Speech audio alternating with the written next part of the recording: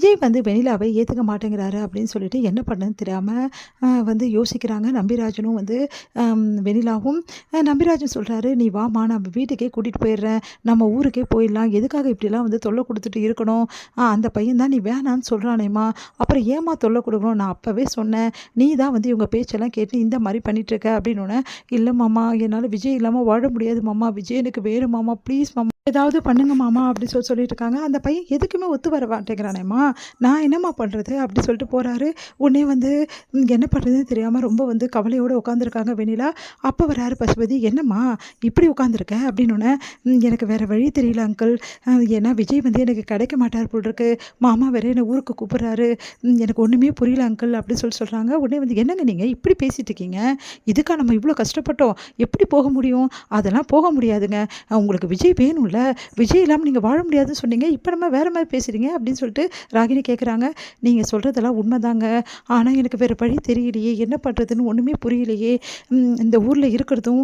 இல்லாமல் இருக்கிறதும் ஒன்றுமே புரிய மாட்டேங்குது, விஜய் எவ்வளோ பேசியும்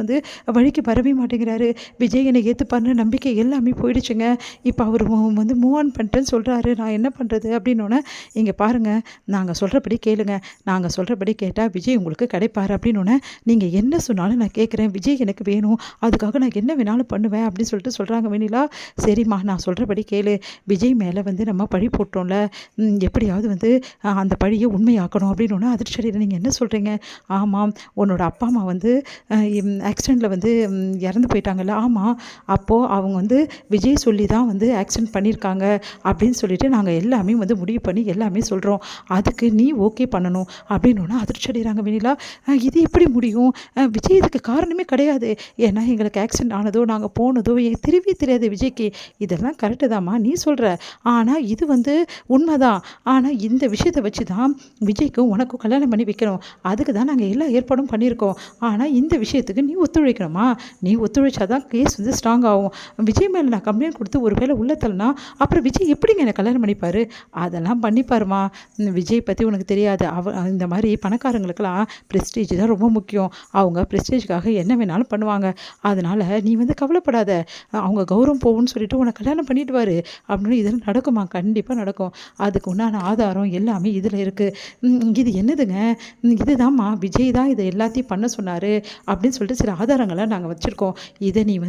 அவங்க காட்டணும், அப்போ தான் போலீஸ் நம்பும், சும்மாவே சொன்னால் ஒருத்தர் மேலே பழி போட்டால் நம்புமா, இதெல்லாம் எதுக்குங்க, விஜய் பாவம் அவங்க எனக்காக எவ்வளோ பண்ணியிருக்காரு, எப்படிங்க அப்படின்னோடனே, இங்கே பாருமா உனக்கு விஜய் வேணும்னா இதை பண்ணு, விஜய் வேணான்னா விட்டுரு அப்படின்னா, இல்லை நான் பண்ணுறேன் அப்படி சொல்லிட்டு வாங்கிக்கிறாங்க.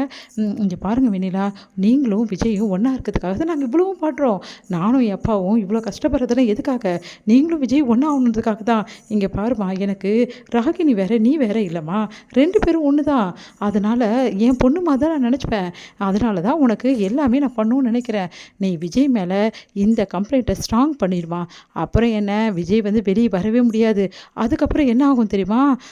எந்த பிரச்சனையுமே வராது, சீக்கிரமாகவே உனக்கும் விஜய்க்கும் கல்யாணம் நடந்துடும், விஜய் என்னை ஏற்றுப்பார்ல, கண்டிப்பாக ஏற்றுப்பாருமா, நான் சொல்கிறேன்ல அப்படின்னோடனே, சரிங்க நீங்கள் சொல்கிற மாதிரி நான் எல்லாமே பண்ணுறேன் அப்படி சொல்லிட்டு சொல்கிறாங்க. சரிம்மா இங்கே பார், நான் அன்பரசு இந்த பழியை போடுவார், அன்பரசுக்கு துணையாக நீ நிற்கணும், சரிங்க நான் கண்டிப்பாக பண்ணுறேன் அப்படி சொல்கிறாங்க. சரிம்மான்றாங்க. இங்கே காவேரி அவங்க அம்மா ரொம்ப ப்ரெஷர் பண்ணுறாங்க. இங்கே பாருடி நான் சொன்னது தான் நடந்தாகணும், அந்த பையன்கிட்ட நான் சொல்லிட்டேன் உனக்கு விடுதலை கொடுக்கணும்னு சொல்லிட்டு, ஆனால் அவன் ஒத்துழைக்க மாட்டேங்கிறான், அதனால் நம்மளே ஒரு வக்கீலை பார்ப்போம் அப்படின்னு அதிர்ச்சி அடைகிறாங்க காவேரி. என்ன